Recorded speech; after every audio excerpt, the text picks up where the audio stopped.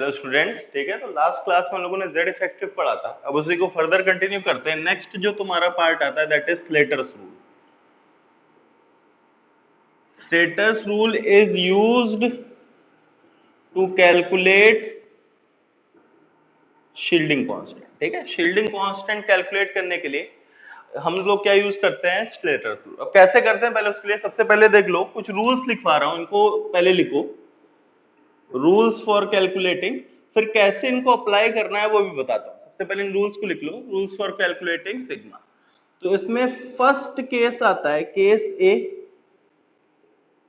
For calculating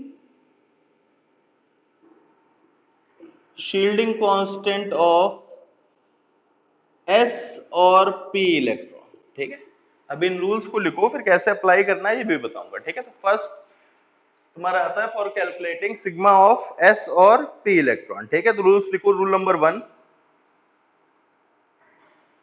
rule number 1 क्या है? Electrons with in same group shield a factor of shield with a factor of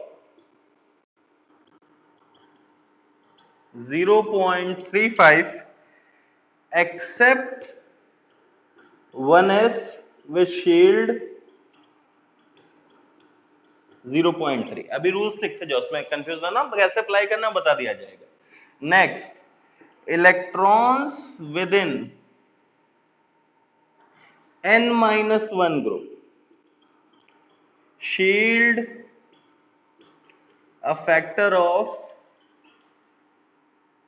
तुम्हारा कितना? 0.85, 0.85। और electrons with in n-2 group and lower groups shield with a factor of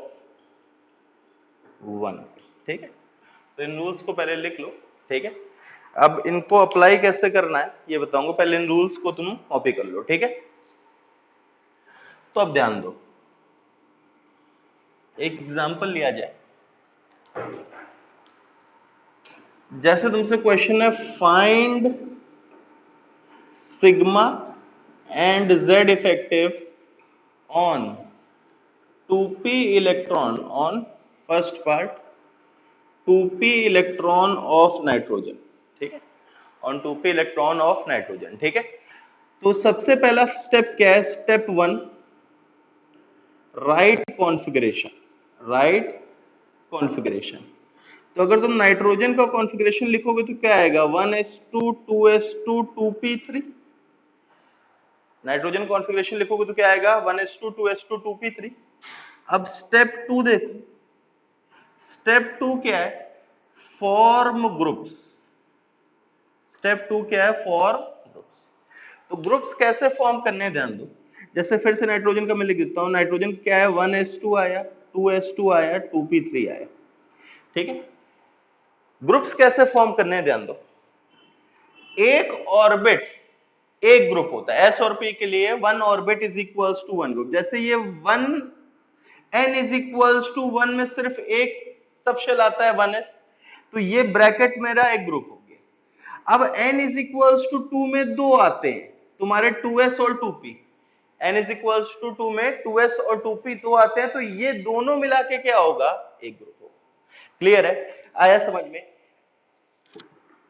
simultaneously अगर मैं यहां बोलूं, देखो सेकंड पार्ट अगर मैं बोलूं, तुमसे बोला जाए सल्फर के लिए, सल्फर के लिए 3p इलेक्ट्रॉन, नेक्स्ट क्वेश्चन है 3p इलेक्ट्रॉन ऑफ सल्फर, तो सल्फर का अगर मैं लिखूंगा तो क्या आएगा? 1s2 2s2 2p6 3s2 3p4, ये आएगा।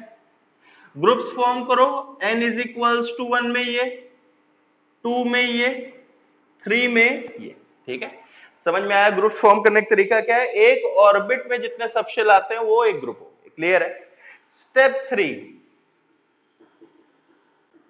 Mark the electron on which sigma has to be calculated. Sigma has to be calculated. तो देखो मैं दोनों में मार्क कर रहा हूं। इसमें कौन सा इलेक्ट्रॉन है? 2p का एक electron, 2p electron of nitrogen. इसमें कौन सा है तुम्हारा? 3p का एक इलेक्ट्रॉन। समझ में आया? क्लियर है कि नहीं क्लियर है? ठीक है, आया समझ में? एक साइमल्टेनियसली मैं और एग्जांपल लेता हूं, 3s या सॉरी 2s या 2p electron of 2s electron ले लो, 2s इलेक्ट्रॉन ऑफ सल्फर। ठीक है, तो सल्फर का फिर से मैं यहां लिख रहा हूं 1s2 2s2 2p6 3s2 3p4। ठीक है, ये ठीक है, आया समझ में? क्लियर है? मार्क द इलेक्ट्रॉन, इसके लिए हमें कौन सा लेना है? ये वाला लेना है। ठीक है, समझ में आया? Now step 4, now assign n-1 n-2 and so on to groups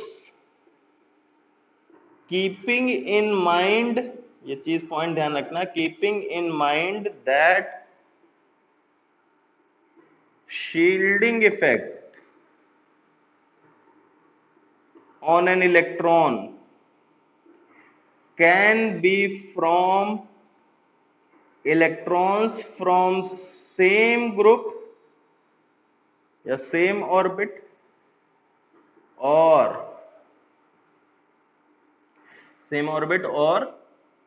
inner orbits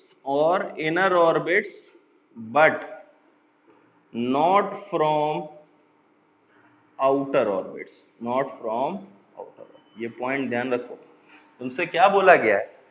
एक इलेक्ट्रॉन पे शील्डिंग इफेक्ट दूसरे इलेक्ट्रॉन्स का लगेगा, वो सिर्फ उन इलेक्ट्रॉन्स का लगेगा जो या तो सेम ऑर्बिट में हो या उसके अंदर वाले ऑर्बिट्स के, बाहर वाले ऑर्बिट्स का नहीं लगेगा। जैसे इसके लिए मैं बोलूं कि जैसे सोडियम का बनाया जाए, सोडियम 11 प्रोटॉन्स, ये 2, फिर सेकंड ऑर्बिट में 8, सेकंड ऑर्बिट में 8 और थर्ड ऑर्बिट में 1। क्लियर है? तो अगर मैं बोलूं इस इलेक्ट्रॉन पे किसका शील्डिंग इफेक्ट लग रहा है, तो इस इलेक्ट्रॉन पे इसका भी लगेगा, इन दो का, इन 8 का भी लगे, सॉरी इन दो का लगेगा, इन 8 का, मतलब फर्स्ट ऑर्बिट, ये वाला इलेक्ट्रॉन कौन से ऑर्बिट में? n = 3 पे, तो n = 3 में किसका किसका लग सकता है? 3 वालों का, तो 3 में तो इसके अलावा कोई है ही नहीं। और किसका लग सकता है? 1 और 2 वालों का, तो 1 और 2 में मतलब इसके ऊपर 10 इलेक्ट्रॉन्स का शील्डिंग इफेक्ट लगेगा। लेकिन अगर मैं बोलूं कि मुझे बोलना है कि इस इलेक्ट्रॉन पे किसका इसका शील्डिंग इफेक्ट लगेगा, सेकंड ऑर्बिट के इलेक्ट्रॉन पे, तो सेकंड ऑर्बिट के इलेक्ट्रॉन पे किसका किसका लगेगा? इन 7 इलेक्ट्रॉन का जो सेकंड ऑर्बिट में, और इन 2 इलेक्ट्रॉन्स का जो फर्स्ट ऑर्बिट। इस इलेक्ट्रॉन का शील्डिंग इफेक्ट नहीं लगेगा। ये पॉइंट ध्यान रखो, एक इलेक्ट्रॉन पे सिर्फ उन इलेक्ट्रॉन्स का शील्डिंग इफेक्ट लग सकता है जो या तो सेम ऑर्बिट में हो या उससे लोअर ऑर्बिट्स में है, हायर ऑर्बिट्स का शील्डिंग इफेक्ट नहीं लगता। क्लियर है कि नहीं क्लियर? अब ध्यान दो, इस पॉइंट को मद्देनजर रखते हुए मैं अब असाइन करूंगा। तो देखो, ये देखो, इसको मैं हटा देता हूं, ग्रुप्स मैंने फॉर्म करना सिखाया। 2p इलेक्ट्रॉन, तो 2p इलेक्ट्रॉन इस ग्रुप में आ रहा है, तो अब सबसे बाहर वाले ग्रुप को क्या नंबर दोगे? n, फिर उसके अंदर वाले को n-1 n- और उसके अंदर वाले को n-2 एंड सो ऑन। तो इसमें n और n-1 में ही खत्म हो गया। क्लियर है? अब यहां देखो,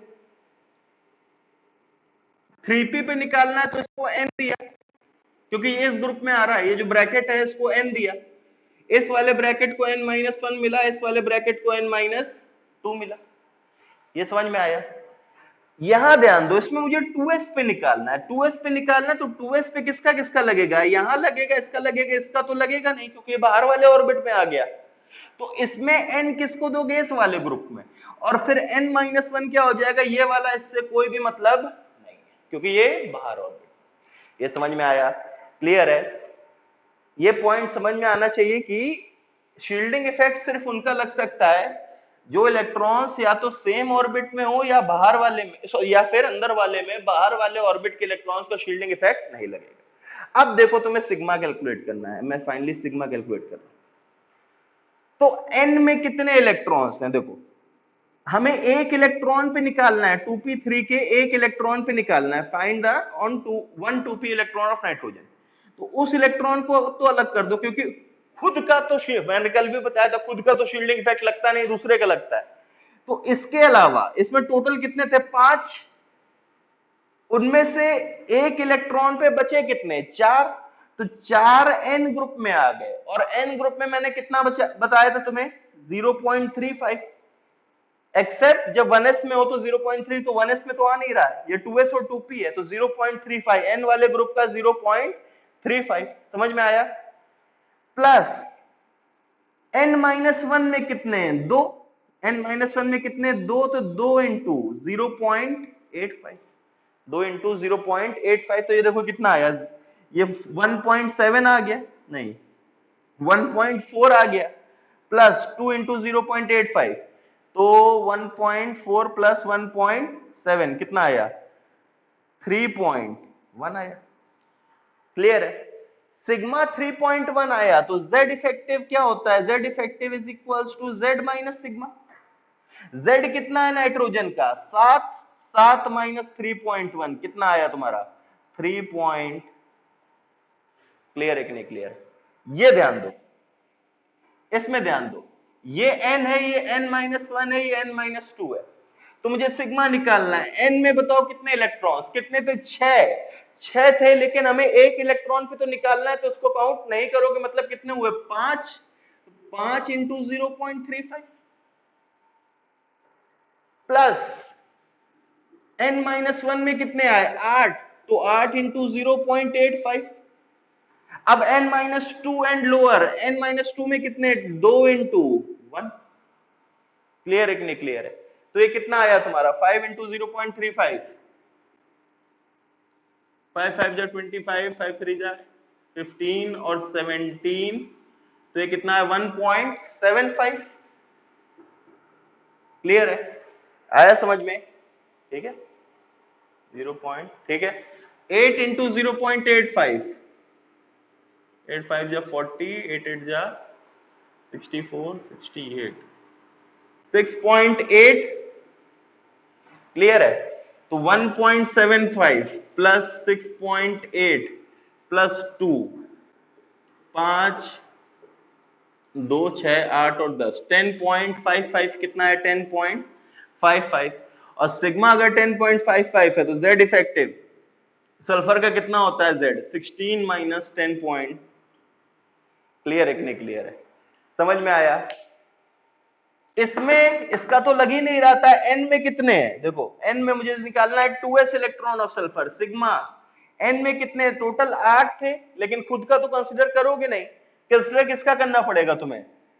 दूसरे, तो 8 में से एक कम करो, 7 इंटू 0.35 प्लस n-1 में 2, तो 2 इंटू 0.85, और सिग्मा निकल आया, तो Z निकाल लो, Z इफेक्टिव निकाल लो। समझ में आया कि नहीं आया? क्लियर है कि नहीं क्लियर है ये वाला पार्ट? ठीक है, खुद से करो एक बार।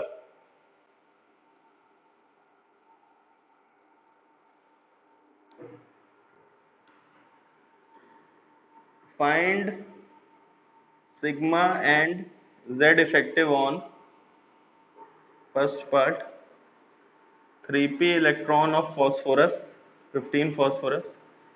Second part 3s electron, sorry हाँ निकालो, चलो 3s electron of 15 phosphorus. Third part 2p electron of 15 phosphorus. करो एक बार, ये तीनों पार्ट कैलकुलेट करो।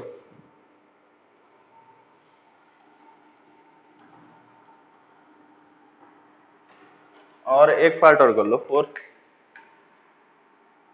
फोर्थ पार्ट अगर तुमसे बोला जाए, 1s electron of 2He, 1s electron of 2He, ये 4 पार्ट करो। ठीक है, वीडियो पॉज करके अटेम्प्ट करो, फिर इसका सोल्यूशन देखो। 15 फॉस्फोरस कॉन्फ़िगरेशन लिखो, 1s2 2s2 2p6 3s2 3p3, ये आएगा। क्लियर है? ग्रुप्स असाइन करो, देखो ये 1, ये एक, ये एक, तो सबसे पहला हमें 3p पे निकालना है, तो 3p इस ग्रुप में लाई कर रहा है, तो मुझे इसको n दिया, ये n-1 हुआ, ये n-2 हुआ। क्लियर है? इतना समझ में आया? अब सिग्मा निकालो, बताओ भाई सिग्मा क्या आएगा तुम्हारा?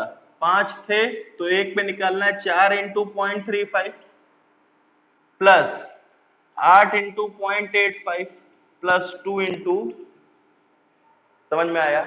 और z इफेक्टिव क्या आ जाएगा? z effective is equals to z कितना 15 माइनस सिग्मा की वैल्यू निकाल लेना कितनी आई वो रखे। क्लियर है कि नहीं? क्लियर है? आया समझ में? ठीक है, ये फर्स्ट पार्ट। सेकंड पार्ट फिर से मैंने 15 फास्फोरस का लिखा, 1s2 2s2 2p6 3s2 3p3। ठीक है, ग्रुप्स असाइन किए, ये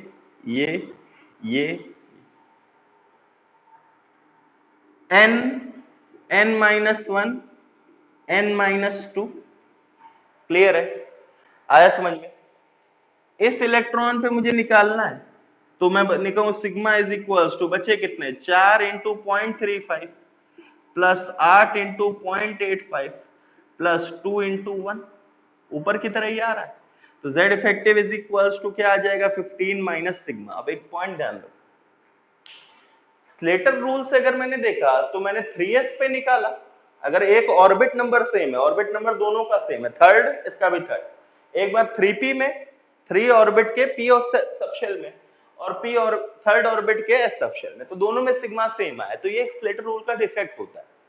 स्लेटर रूल सबशेल वाइज तुम्हारा z इफेक्टिव तुम्हारा डिस्क्रिमिनेट नहीं कर, हमें पता है कि z इफेक्ट कल बताया था, सिग्मा किसका तुम्हारा z इफेक्टिव ज्यादा किस में होगा? 3s और 3p अगर बोला जाए तो z इफेक्टिव ज्यादा किस पे होना चाहिए? 3s पे होना चाहिए। लेकिन ये स्लेटर रूल्स का डिफेक्ट होता है, इसमें सबशेल वाइज तुम्हारा z इफेक्टिव डिस्क्रिमिनेट नहीं हो पाता है, सिर्फ ऑर्बिट वाइज। देखो 3s अगर ऑर्बिट नंबर सेम है तो 3s और 3p में सिग्मा की वैल्यू क्या आई? सेम, और सिग्मा सेम आएगा तो z इफेक्टिव भी क्या आएगा? तो ये पॉइंट लिख लेना इन दोनों के बाद। Slater's rule can not discriminate between z effective, cannot discriminate between z effective of subshells if orbit number is same, of subshells if orbit number is same। ठीक है, आया समझ में? नेक्स्ट ये वाला देखो, 2p इलेक्ट्रॉन, फिर से मैंने 15 फास्फोरस का लिखा, 1s2 2s2 2p6 3s2 3p3। मैंने ग्रुप्स बना दिए, ये ग्रुप ये ग्रुप ये ग्रुप। अब इस इलेक्ट्रॉन पे निकालना, तो मुझे फिर इस ग्रुप से तो मतलब ही नहीं रह गया, मैं इसको n दूंगा, इसको n-1 दूंगा। तो सिग्मा अगर मुझे निकालना है तो कितना आएगा? देखो इसमें कितने बचे? 8 थे, 7 इंटू 0.35 प्लस 2 इंटू 0.85। समझ में आया? और z इफेक्टिव निकालना है, तो z effective is equals to 15 minus sigma की वैल्यू रख देना। क्लियर है कि नहीं? क्लियर है? समझ में आया? Last 1s electron of 2he 1s2 होता है, एक ही ग्रुप बनेगा n, लेकिन इसमें पॉइंट एक चीज ध्यान रखो, एक इलेक्ट्रॉन पे निकालना है तो एक बचा, लेकिन मैंने बताया था अगर 1s इलेक्ट्रॉन n ग्रुप में है तो उसका 0.35 नहीं, कितना लोगे? पॉइंट, तो इसका क्या आएगा? 1 इंटू 0.3, एक्सेप्ट n ग्रुप में कितना लेते थे? 0.35, accept when 1s is n, तो इसमें n 1s आ रहा है तो 0.35 ना लेके क्या लोगे? 0.3। z इफेक्टिव क्या हो जाएगा? 2 माइनस 0.3 मतलब कितना है? 1 पॉइंट। क्लियर है? समझ में आया? ठीक है, निकाल लोगे। तो ये फर्स्ट पार्ट था तुम्हारा, लिख लो इसको।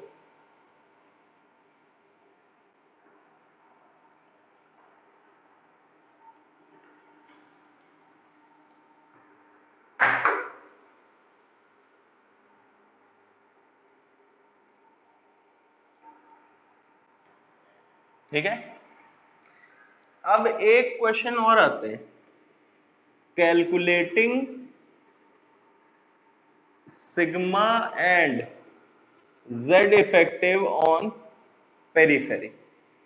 Calculating sigma and z effective on periphery, कभी कभार इस टाइप का क्वेश्चन आता है। ठीक है, तो क्या इसका मतलब है, ध्यान दो, जैसे अगर तुमसे पूछा जाए calculate sigma and Z effective on periphery of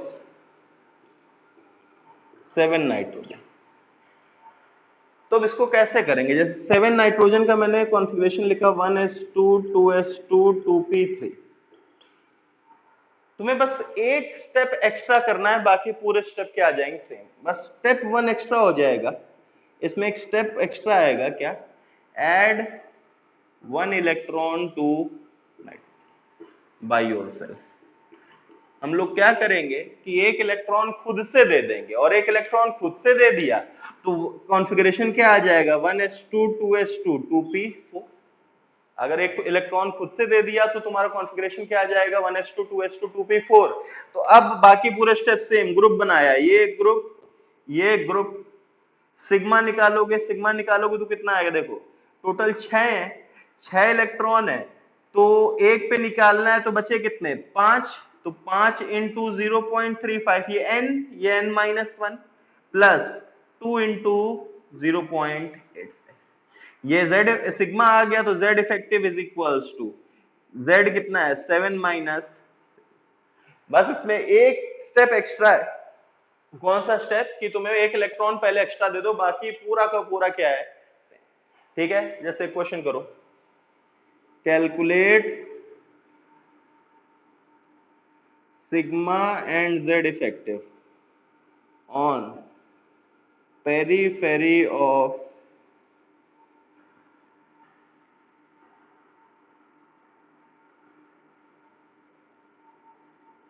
11 Na। Calculate sigma and Z effective on periphery of 11 या 19 के लिख लो, ऑन 19। करो एक बार, इसको अटेम्प्ट करो वीडियो पॉज करके, फिर इसका सोल्यूशन देखो। सबसे पहले configuration 1s2 2s2 2p6 3s2 3p6 4s1, फिर एक एक्स्ट्रा इलेक्ट्रॉन दे दिया तो 4s2 आ गया। ग्रुप्स बनाओ, एक ग्रुप, दो ग्रुप, तीन ग्रुप, चार ग्रुप। क्लियर है? ये n minus 1, n minus 2, n minus 3। Clear है? ये हो जाएगा। सिग्मा निकालना है, बताओ n में कितने?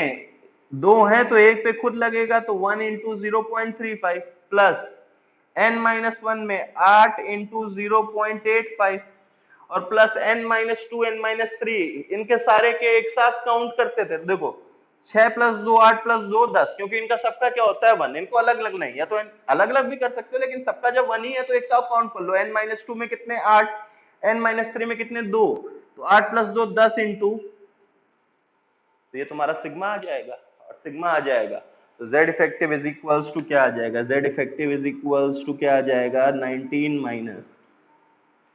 क्लियर है? आया समझ में? नोट कर लो।